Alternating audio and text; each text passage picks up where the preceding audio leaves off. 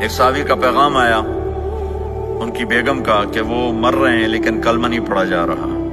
تو آپ تیزی سے اس کے گھر گئے، دیکھا تو وہ بول رہے ہیں. آپ نے کہا کلمہ پڑھو، کہا جی نہیں پڑھا جاتا. ایسے بول رہے ہیں نہیں پڑھا جاتا. آپ نے پوچھا اس کے والدین میں کون زندہ ہے؟ کہا جی ماں زندہ ہے. آپ نے کہا بلاؤ، کہ ماں آ گئی. آپ نے کہا تم اس سے ناراض ہو؟ کہا جی ناراض ہوں. کیا ناراضگی ہے؟ کہ یا رسول اللہ بدتمیزی سے بولتا تھا، بس اور کوئی ناراضگی نہیں. بہت نیک بچہ ہے، تہجد بھی پڑھتا ہے، روزے بھی رکھتا ہے، قرآن بھی پڑھتا ہے. مجھ سے بولتا ہے تو سخت ہو کے بولتا ہے، ریش ہو کے بولتا ہے. تو آپ نے کہا معاف کرتے ہو؟ کہا نہیں میں نہیں معاف کرتا. تو آپ نے فرمایا میں اسے آگ لگا دوں پھر سفارش کرو گے؟ کہا ہاں پھر تو کروں گے. کہا اگر تو نے معاف نہ کیا تو اللہ اسے جہنم میں ڈال دے گا. انہوں نے کہا نہیں میں معاف کرتی ہوں.